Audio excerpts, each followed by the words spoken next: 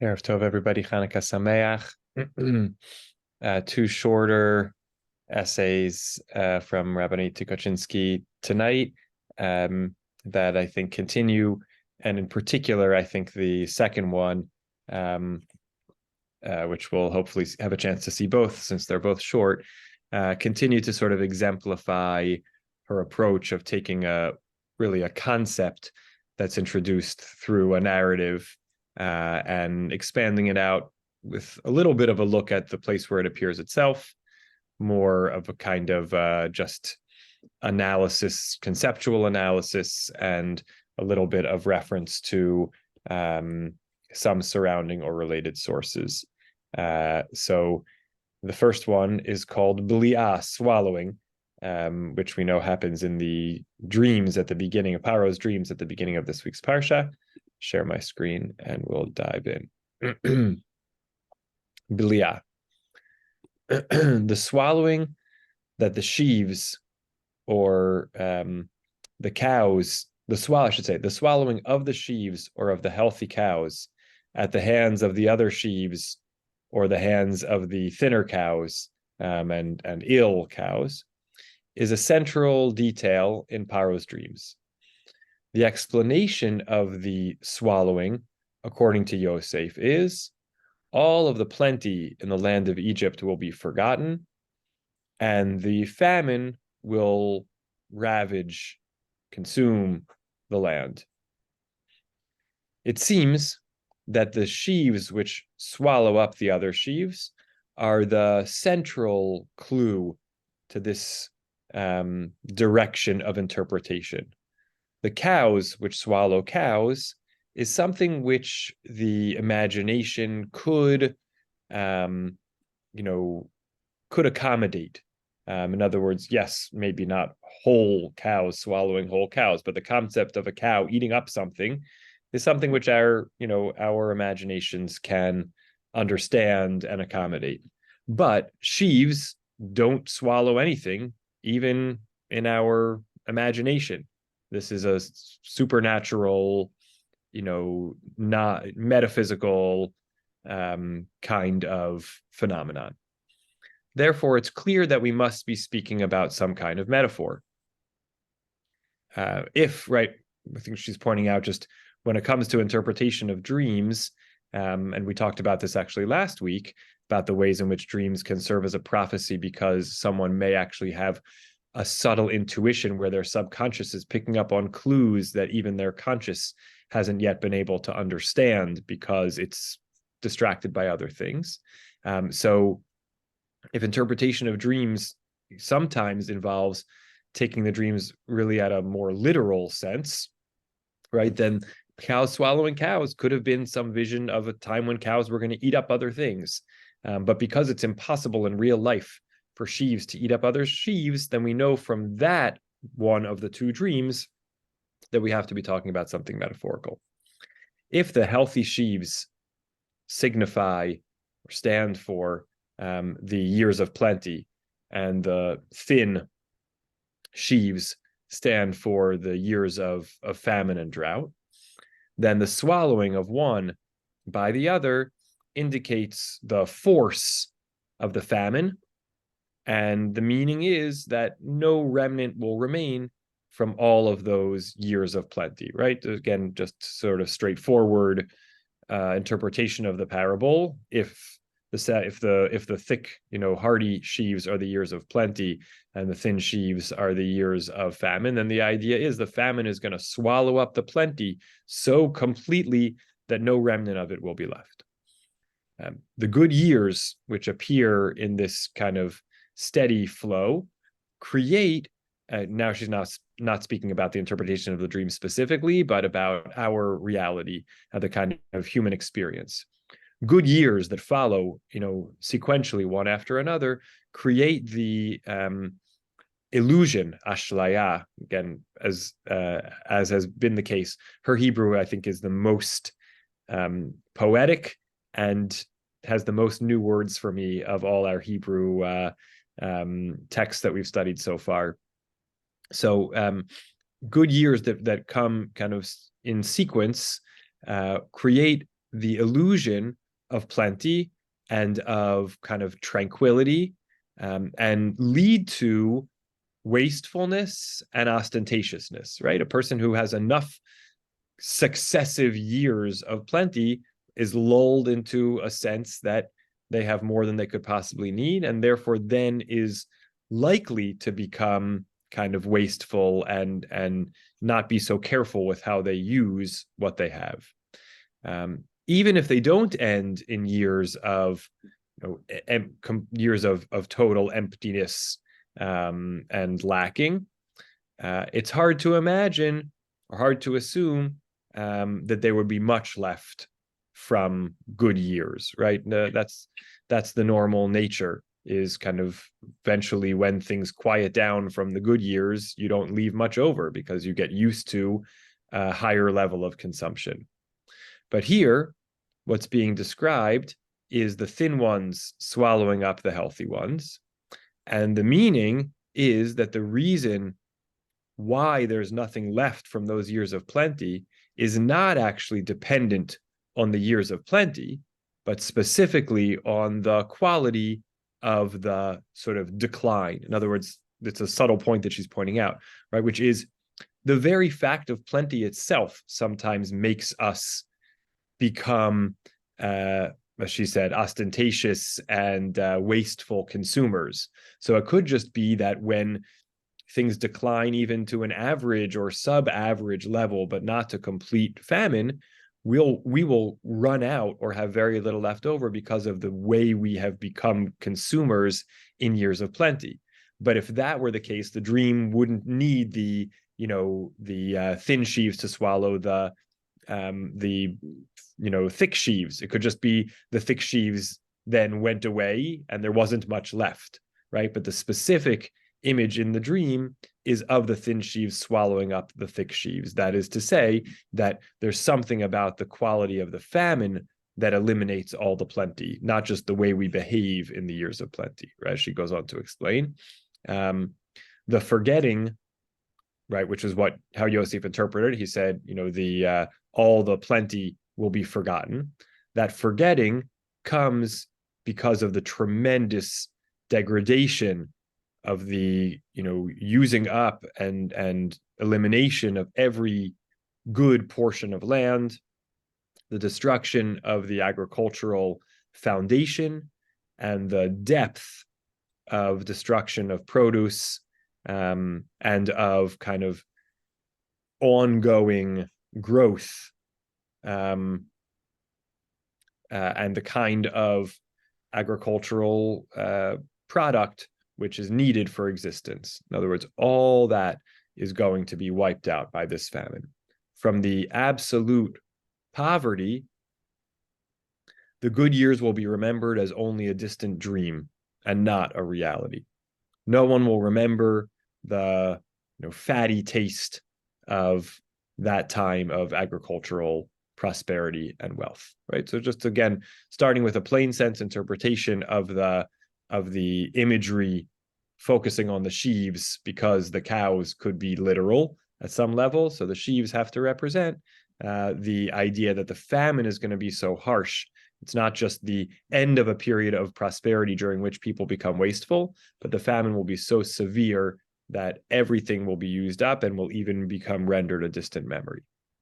The Kli Yakar adds and interprets, reads closely from specifically the action of swallowing, how terrible, how awful the years of famine which are anticipated will be. And that we're not talking about a subjective reality where relative to the years of famine that came before, relative to the years of plenty that came before, we could call this a famine. No, says the Kli Yakar, the fact that the plenty is forgotten and its memory is entirely wiped out testifies to years of such a great depth of difficulty and such a profound lacking of everything that it is objective and absolute. We're not talking about a famine by comparison to plenty, but an absolute famine, crushing and endless, right? So she adds here a detail from the Kli Yakar, pointing out to us that some people, right, when kids, for example, say like, I'm starving, they don't mean I'm starving. They mean I'm very hungry. I'm not, I don't feel full the way I'm accustomed to feeling full, right? So don't assume that this is that kind of thing where it's just a relative famine and not as much as the years of plenty. This is the definition of famine: absolute absence of food to eat. The Maharal, and here she's referring, as she puts in the parenthetical citation at the end of this paragraph, to the Maharal Miprag's commentary on Rashi called the Gor Aryeh, where he wrote what's called a super commentary commenting on Rashi. There are many such commentaries because of how important and how terse Rashi is, that spell out, why did he choose this as opposed to something else? What exactly did he mean, in his brief comment? What was his question and why? There are many such things. A bunch of them can be found on Sefaria. And this is the Maharal comment in the Gor Aryeh on Rashi, on our story. The Maharal thinks that the swallowing doesn't actually point to the sheer power of the famine and the forgetting of the good times. In fact, quite the opposite. Now we see this is really a novel interpretation. According to his words, the swallowing is the solution. The solution, which is already kind of embedded in the dream itself. What does that mean? In order to escape the cruel fate of the famine, it will be necessary to swallow up the good years in the bad years. Meaning, the solution of how to save the sheaves and kind of store them away. Sorry, the solution is to save the sheaves and store them away in order to make possible life in the good years that are going to come after it. This is, I think, a purposeful play in the Chumash itself. Sheva is 7, and Sava is famine. So you have the Sheva Shinot HaSava, the 7 years of famine, but without Nikudot, they look the same. So I'll say that again. The solution is to store away sheaves in order to make possible life in the 7 years that are going to come after. So in other words, when you see the thin sheaves swallowing the fat sheaves, what the message of the dream is not just it'll be so severe a famine that the good years will be forgotten.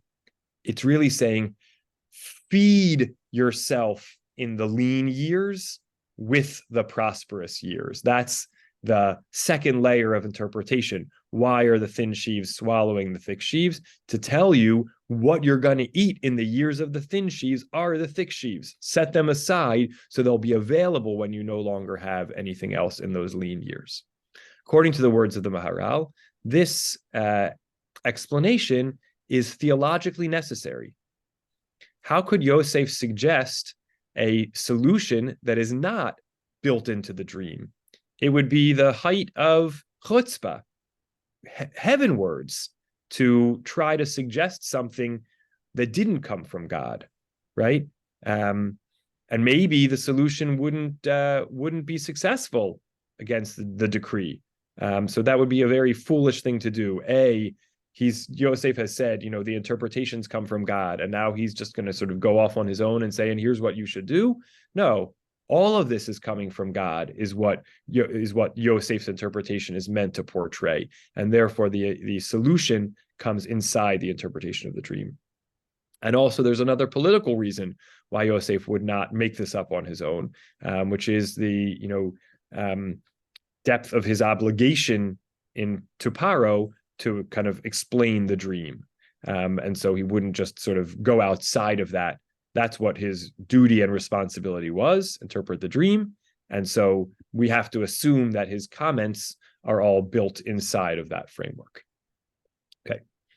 These two approaches, the dark, harsh approach in the mouth of the Kli Yakar, right, who said to us, the famine is so severe that it's absolute famine, not just sort of subjective relative famine.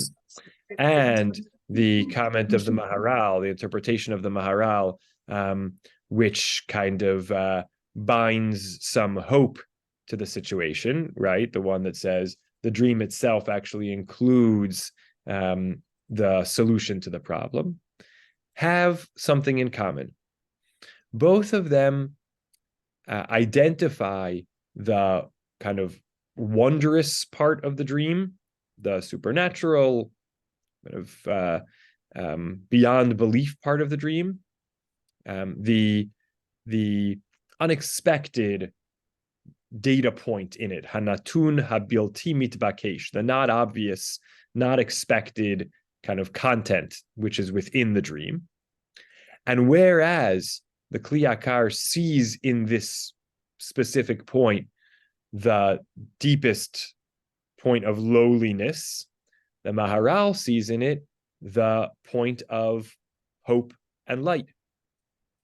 The place where a person responds with surprise, that's the place where God is revealed. Here quoting from Shir HaShirim, Meitzitz min hacharakim, peering in from between the lattice cracks. The situations which are supernatural, whether good or bad, in the extreme, are always a hint to the appearance of God in the world. So really interesting kind of, again, here's where I think she moves towards this sort of sermonic, theological, didactic at some level, which is to say, because I don't think it's not obvious to me, certainly in the Maharals, really in either of them, that God is indicated here, but that's sort of what she wants us to understand from it, that somehow each of them is, when you find the extreme point in a situation, that's sort of where God's presence is felt. Again, I don't think it follows necessarily from the Kli Yakar or the Maharal, but she's pointing in that direction. The interpretation of the Midrash, or an interpretation in the Midrash, goes in a different direction.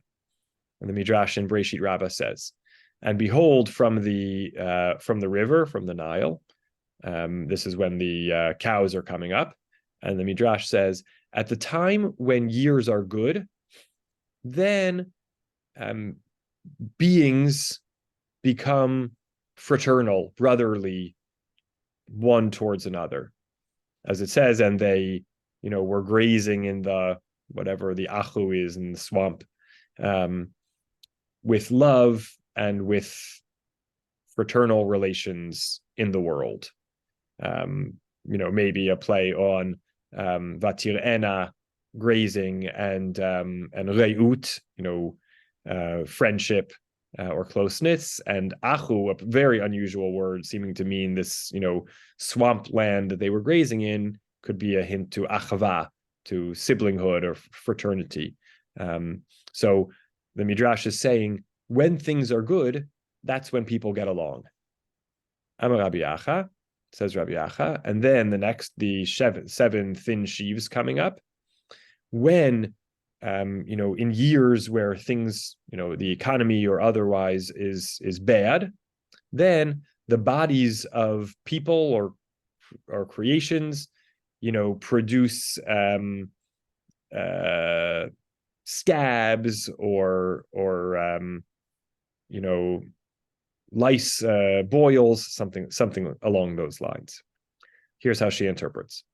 The Midrash is transitioning the conversation, the discussion, to a new plane, a metaphorical plane, at the center of which stands the question of the public atmosphere, which is born out of famine or hunger, as opposed to that which is born out of plenty.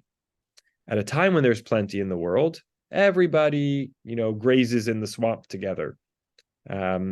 People are sated, happy, and show gracious faces, shining faces one to another.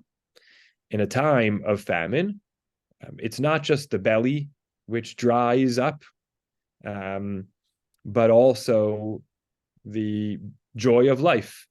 And they, create negativity, cynicism in the relations, in the social fabric between people. People literally sprout thorns or thistles. Hungry people swallow one another. The other, the person who is not you, right, becomes completely opaque, and only the growling of the belly, the personal, private growling of the belly, is the kind of, here again, borrowing from a rabbinic idiom, is the belly button of the world, meaning the complete point of focus that obscures all else. So first thing we're seeing is, the recognition of how people react to scarcity versus plenty, in terms of what kind of social dynamics it creates. Years of scarcity are years when people sort of lose their capacity for gracious social relations, and years of plenty are years when people can get along well and even look out for the other. But the Midrash is pointing to one additional, even more important point. At a time of economic shortage, when the pie of resources, ugat hamash'abim, becomes smaller, then the other is perceived as a threat, right? Not just ignored, not just kind of set aside and we become preoccupied with ourselves, but we start to see the other as a threat. At a time like this, the differences between people become heightened, sharpened, and that which divides us becomes more prominent than that which unites us.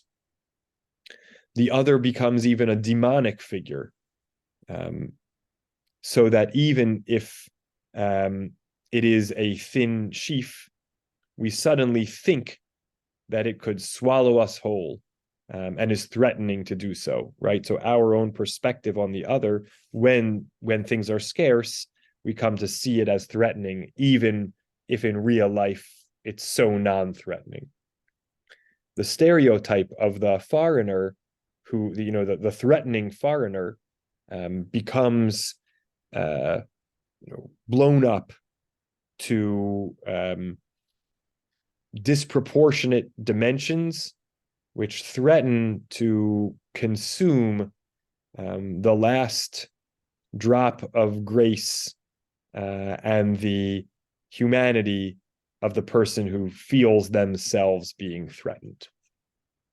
So we see this notion that in times of scarcity, not just that we can't get along well or we focus inwards on ourselves, but we also come to have a fear-driven, divorced from reality view of the other. According to the Midrash, a person, according to the Midrash, it's the human and not God who kind of drives the unexpected and the miraculous through their perspective, decisions, and choices, right? So the extreme realities here are not kind of symbolic of God's presence, but actually of the way humans are responding to the situation. On Hanukkah, we celebrate the victory of the few over the many. From that victory, right, as we say literally in Al Hanisim, Rabim biyad ma'atim, the many, given over into the hands of the few. From this victory, it's possible to gain or offer forth an additional insight. Am Yisrael, right, and this is also characteristic of what we see from her a lot. The last paragraph, she goes to the national perspective. Am Yisrael, the thinnest from amongst the sheaves, in the end of the story, will inherit the prosperity of Egypt and the prosperity of those stronger and more sated than it for the length of generations. This, by the way, mirrors what the additional dimension she saw in the butler's dream last week, based on the midrash of it being an indication of, national redemption. Because lacking and hunger have in them something which the whole and the healthy don't have. They have something missing. They have absence. They have crisis or brokenness. And those things shape or forge a different kind of wholeness. The wholeness that comes from yearning, longing for good, sensitivity, and openness, right? So this is a kind of major claim here at the very end, which doesn't see, which flips the notion of scarcity on its head and says scarcity doesn't just generate inward focus, doesn't just generate, profound suspicion, xenophobia towards everyone who is not you, but differently, it can actually, if you learn to cope with it and live with it, it can create a kind of openness, sensitivity, and longing that comes from living an ongoing reality of scarcity and not having what you need, is learning to yearn in a kind of a stable, secure way. I still remember Rabbi Dov Luria one year on Sukkot talked about kind of the idea of yearning in Jewish tradition as something which is so definitional that sort of it almost in certain texts is like, if the Mashiach would come, we wouldn't be yearning anymore. And there's actually something built in to our religious fabric about yearning, which sort of almost pushes away the full desire for absolute redemption, which is sort of an interesting idea. I'm going to go on pause for just feel free to absorb this this one. I'll take quick comments before we go on to the second half. I'll be right back.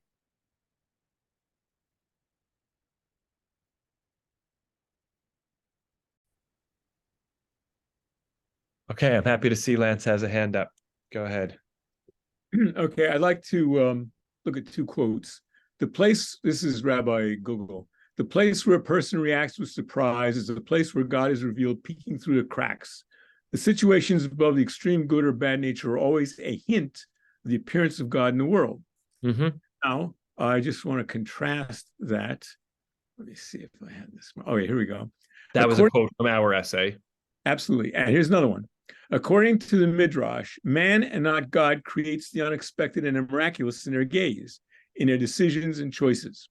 So what I see here, and overall, I think a very interesting essay, because I think what she's doing is she's really writing her own version of Genesis. And I think it's cool. It's great. Nothing to do with Genesis, but I think it's great. Anyway, what she says here is that man and not God creates the unexpected and miraculous.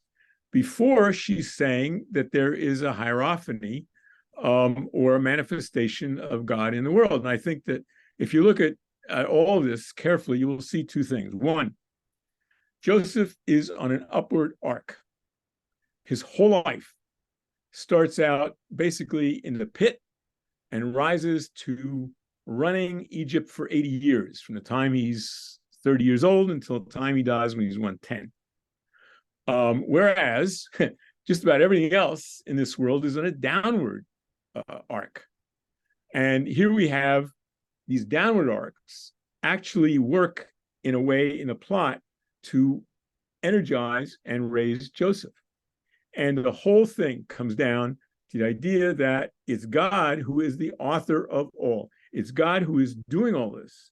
And the problem that I have here is, the main problem I have here is that the rabbis, the Midrash, and in the oven of Akhnai say that man is in charge. Man is, the rabbis, the majority rabbi opinion is that the rabbis are in charge. That's what it comes down to. The rabbis are in charge.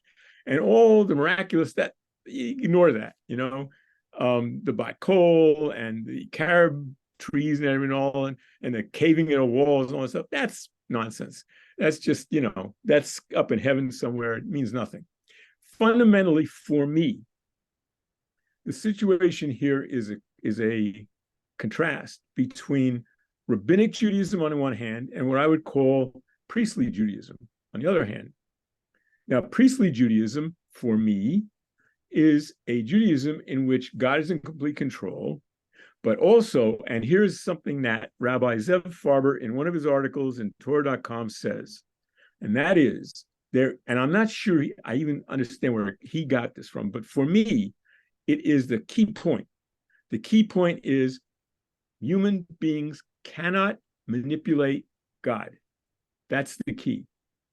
And all we can do, all we are witnesses. Kierkegaard's concept of the true knight of faith is a witness.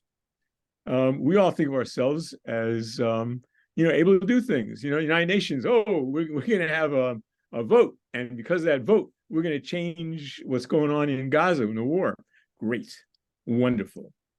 It's not happening. It's just not happening. And I do think that what she's talking about here is her own world.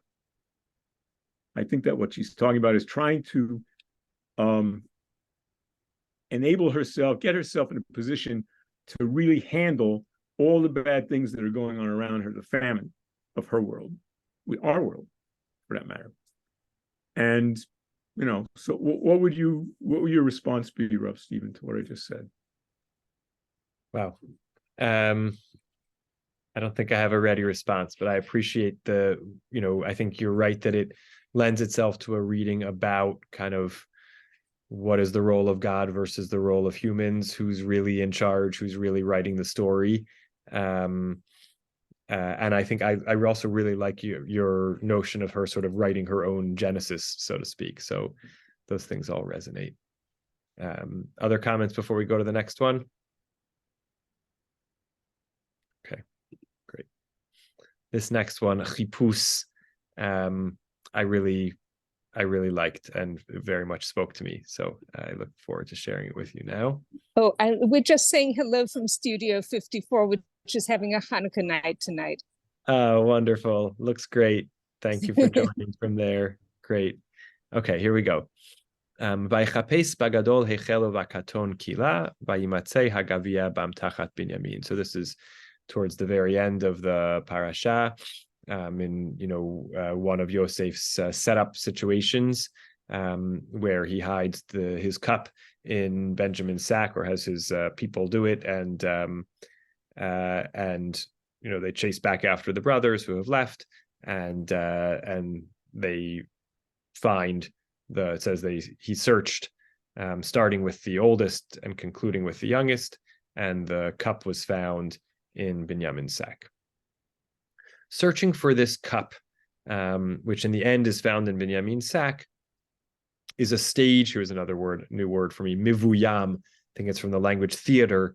Is like is from the word stage, bama. So mivuyam, staged. This is a staged search, whose outcome is known from the get-go, right? Exactly as we know the story is told. It's put in there. And so the searching is a staged thing, because the searchers know that it's in Binyamin's sack. The brothers don't know, but the one who is searching knows. The one who hides it and the one who looks for it is also the one who finds it.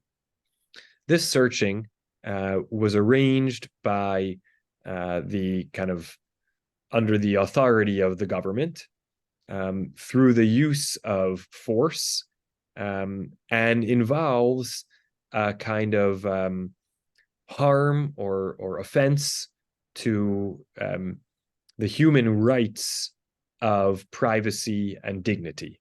Right? Think about all kinds of government searches. In this situation, the goal of the search is to incriminate Binyamin, and it has been set up as such, with a very, intentional, deliberate thought.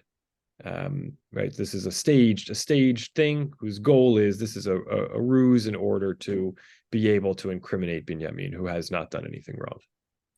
The Tanakh recognizes other searches as well. The search by Lavan for his house idols that he lost is a search for something missing. Shaul also searches for the donkeys and finds the kingship. From this story, it becomes clear, or from stories in general, it becomes clear that sometimes a person who is searching is specifically a person who is open to change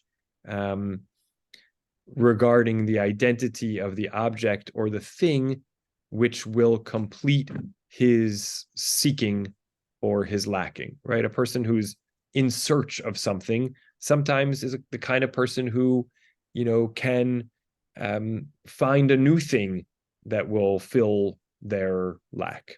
Here we have almost like a little bridge from the end of the previous essay of this sort of idea of the identity of a person who is lacking and what that means about becoming a seeker and open to different kinds of ways to fill that lack. Sometimes the seeker doesn't actually really know what they're truly looking for. Okay, so here she's just broadened out our perspective as she does, right? She'll start with a story and then say, okay, what's the event or action that's going on here? And what is its broader context? What is it really about?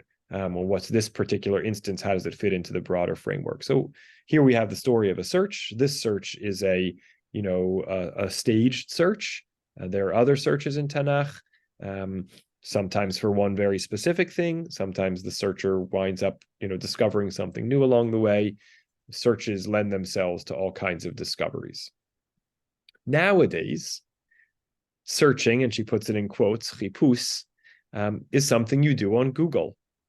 This kind of search involves typing keywords and then the attempt to fish out from the, and here she uses shalal, kind of is a word for spoils of war, search out from kind of the booty of the, of what has been found, of the results, the thing which satisfies the will or the desire of the seeker, right? What is the searching that we're engaged in nowadays? It's not like you're looking all around to find something. You put in a search string, you get thousands, millions of replies, and then you have to go about fishing within that, that pot to find the thing that is what you need. The more that the search is precise, right? The more words you put into that search string, the more specific the search, the results will better match the need. The problem on the way to the finding is in the definition of the need of the seeker. In this case, sometimes we learn seeking from seeking. She's going to explain what that means. This is a paraphrase from a midrash that she's going to quote in a few moments, right? So, figuring out what you're looking for, finding, so I can say it this way, finding what you're looking for involves sometimes figuring out more precisely what it is you're looking for.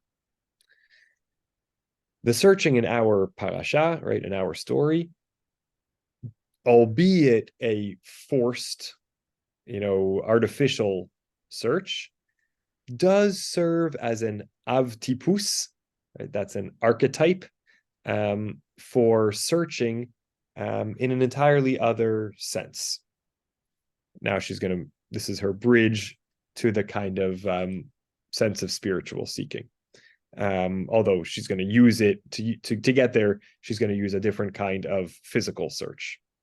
The Mishnah in Tractate Psachim opens with the obligation to search for chametz by the light of a candle on the night of the 14th of Nisan. The Gemara gives the reason for this obligation to seek out chametz using candles as follows. Rav Chisda says, we learn finding from finding from searching, searching from searching, searching from candles, and candles from a candle. What on earth does that mean? We have this chain which has been built, as she's about to say. Rav Chisda interlocks. Here we have, like, from the language misharsher, from the language of a sharsheret, which is a necklace, a chain. So he loops together, or links, that's the word I'm looking for, links together the idea of searching for chametz through the means of a candle, and kind of creates this chain going from finding to searching to candles to a candle. This is done on the basis of verses, of scriptural verses that he groups together that deal with or mention these concepts. The Gemara in Psachim 7b goes on to explain. Finding from finding. Here it says, here in the section of the Torah that's talking about not having any chametz in your house. Here it says 7 days, leavening agent should not be found in your houses. And there it says, there being our parashah, it says, our opening pasuk, not opening of the parashah, opening of this essay. And he searched, starting in the big one, in the oldest's, and ending in the youngest's, and he found it, and it was found, more precisely. Okay, so we have a pasuk that talks about not finding leaven in your house. And we have a different pasuk that says, and he searched and it was found. So we've got the link from finding to finding.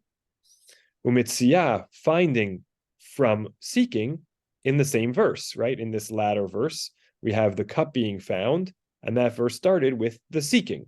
So we linked not finding chametz in your house to finding the cup. Then we linked finding the cup to searching for the cup. Searching is learned from candles, as it says, and at that time I will search out Jerusalem with candles, different scriptural verse.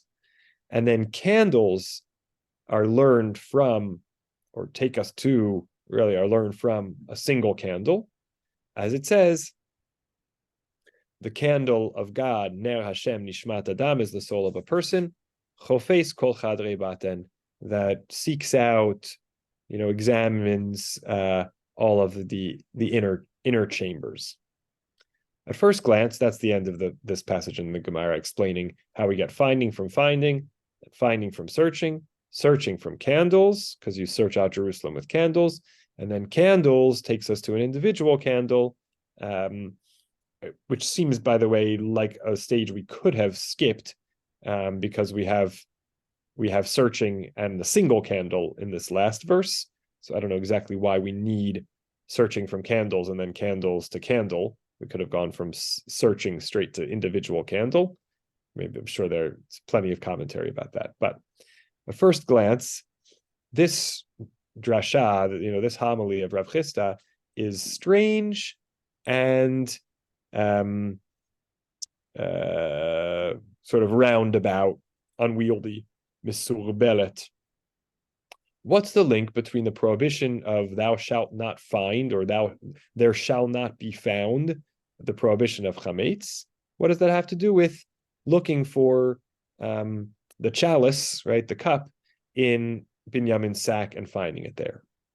It seems like the expounder here, Rav Chisda, linked between these things because he was digging deeper in order to explain the concept of searching for chametz in a way which was different from the accepted way.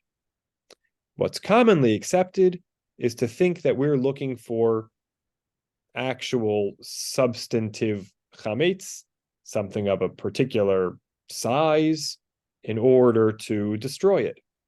Here it becomes clear that the searching for chametz is not just a negative search, whose job is to be certain that there is no more chametz, but it has an additional purpose, something similar in its depth to the search for the cup in the sack of Binyamin, as she's going to explain.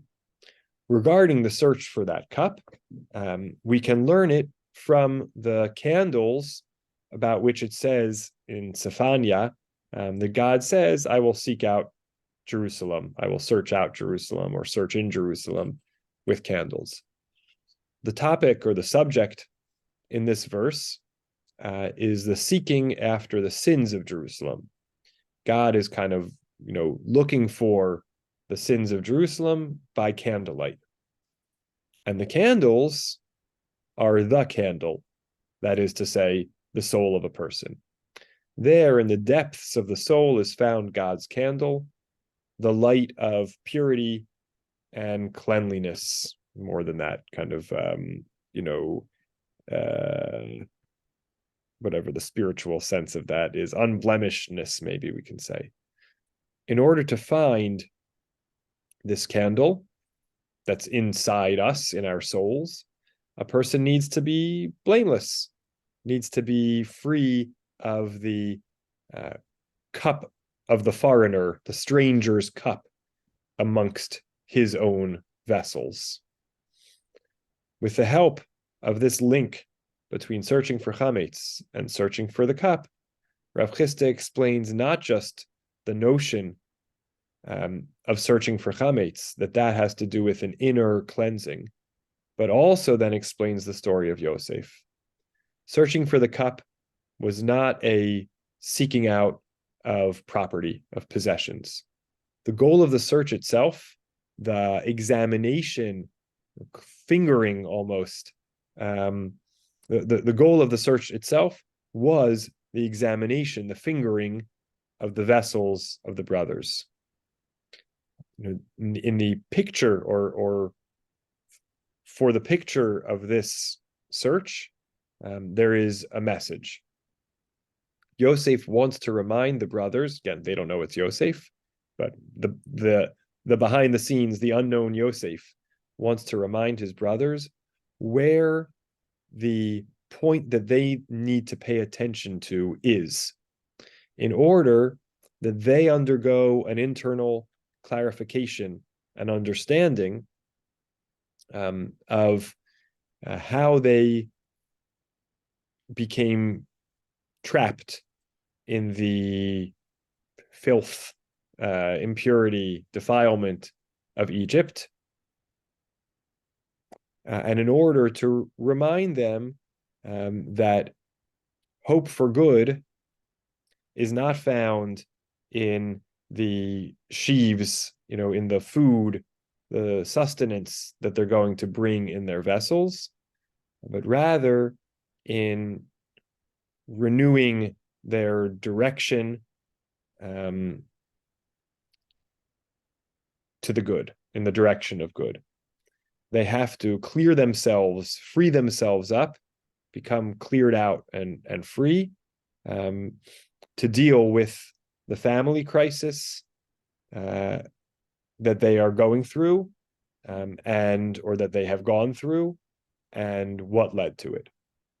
In other words, somehow this, the placing of the cup is to cause them to kind of recognize that they have to take a close look. How has Egypt in some way permeated them, and what is it that they're bringing home to their father, and how do they kind of take stock, refresh their sense of who they are, and focus on how they need to grow. I said a lot of things there because I don't know if I totally got it, what exactly how she gets to this point, that how she's interpreting the searching for the cup, and what its message is, but that's my best reading of it for now, and happy, since we're almost done, when we finish, to get other takes on that paragraph, or anything else we've said here. Last paragraph. It becomes clear that the searching is always just the beginning of the journey, and that many times a person is looking for something specific, and he doesn't really realize that he's actually looking for something else. Searching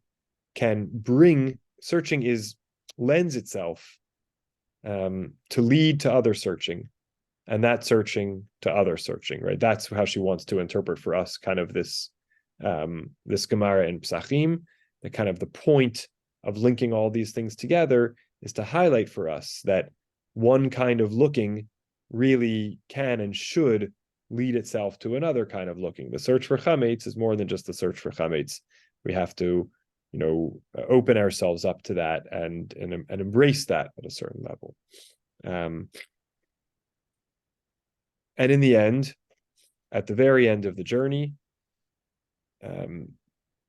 what's waiting for us is the kind of atomic, essential inner point that every seeker is really digging for, right? That internal thing, right? Any outward search really is coming from, she's arguing that the Gemara is arguing. Any outward search for some physical thing is really a reflection of an inner search for self, to find what's really missing. And that's what the search, a good search, will ultimately always bring us to. That is where the candle is found, the one which is flashing or flickering, and illuminating from the inside out. So I think as we've gone through this year, or through these few months, I've been surprised, intrigued, by the way, I think more than any of our other, even maybe Rev Shai held, the way she has this move towards the sermonic, towards the national, and towards the spiritual, which I find really interesting, beautiful, and she's able to really extract something of that out of every essay. But again, in the second one, we started with the search for Yosef's, the royal chalice in the brothers' bags, and sort of from there looked at other kinds of searches and expanded this idea. And then from the Gemara in Psachim, kind of came to the understanding that searching is really, I don't know, call it an iterative process, but something that's really about a broader sense of seeking, whose goal is always ultimately kind of to bring us to an internal seeking. We'll go to Bracha, Lance, and then my dad. Go ahead, Bracha, please.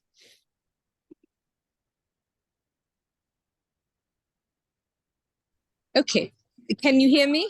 Yes. Okay, so this reminds me of an amazing experience I had one time in searching for chametz. It suddenly occurred to me, what is this?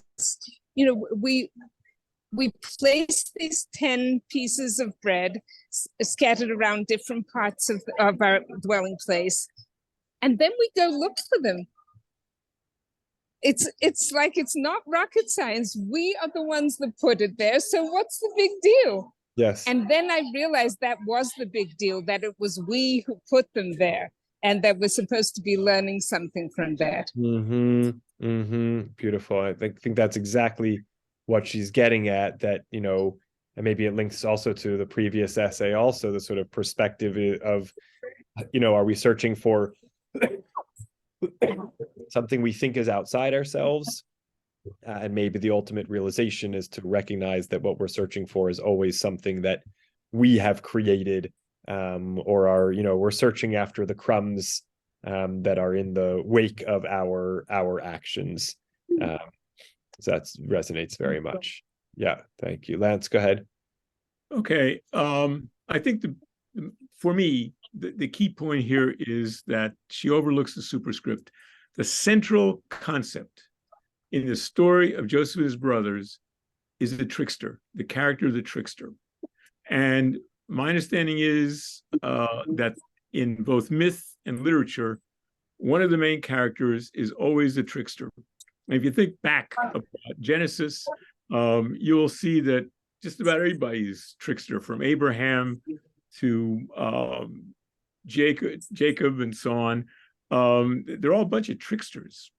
And God is a trickster. Satan is a classic example of a trickster that we tend to overlook. And I think that's part of the fun this is supposed to be entertainment, right? I agree that the Torah is supposed to teach us how to live and all this stuff and laws and so forth. But the bottom line, I think, certainly originally to the original audience, was this is supposed to be a lot of fun.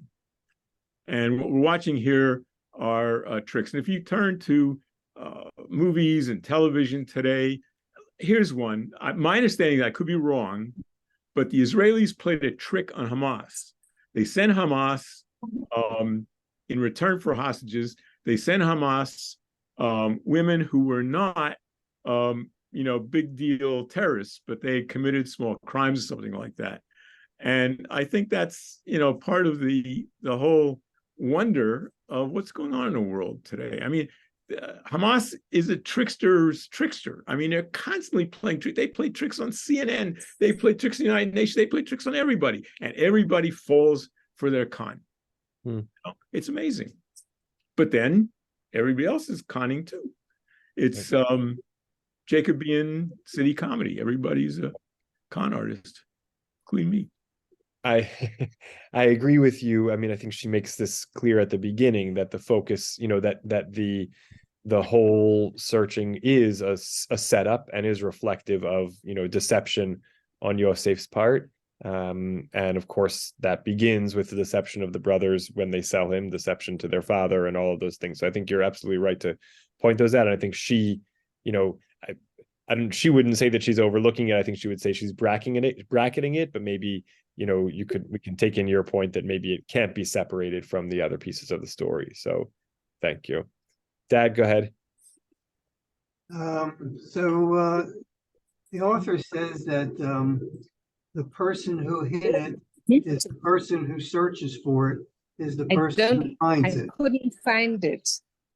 So that person is just a pawn. He's doing all of this at the order of Joseph. So Right. I think it's Joseph that's searching for something. He's setting up his brother. And interesting, they are both the children of Rachel, who hid something from her father, a trickster as well. And that results in her death, because of Jacob saying, well, whoever took this, that person is, will be killed. Yes. Or die or whatever. Yes. So I think this plays into the traditional view that what Joseph is looking for in this whole story with the brothers coming down to Egypt, he wants to see that they have repented. And the way to do that is to set up his brother to be in the same position he was. Yes. See if they will stand up for him, or who will stand up for him. And it turns out to be Yehuda who does. But I think he's the searcher in this story. Beautiful. Yeah, it is worth noting that, I don't know whether this was intentional. I'm just going to share my screen one more time to look at this for a moment. When it says, Yosef, the message, the purpose of the searching is to make the brothers examine their vessels, etc. She says, Yosef mivakesh lahazkir laachim, right? Which means, he is attempting to remind the brothers, etc. But of course, mivakesh means to search or to seek, right? When he goes out to find his brothers in the field at the very beginning of the story, he's wandering and the man finds him and says, what are you seeking? And he says, I'm seeking my brothers. So there's at least a subtle hint to your point here as well. Yosef is looking for something. He's looking to, force the brothers, or to set up the brothers so that he can see whether he finds in their reaction what he's looking for or not. So I think that's absolutely, correct and borne out even by her language, or by the way Hebrew language works, in that sense. So, all right, we got swallowing and seeking this week, and 2 more weeks with Rabbanit Dr. Michal Tikochinsky. Thanks, everybody. Happy Hanukkah, and look forward to seeing you next Monday night, if not before. Love to Mom and Dad. Good night to all. Happy Hanukkah. Have fun.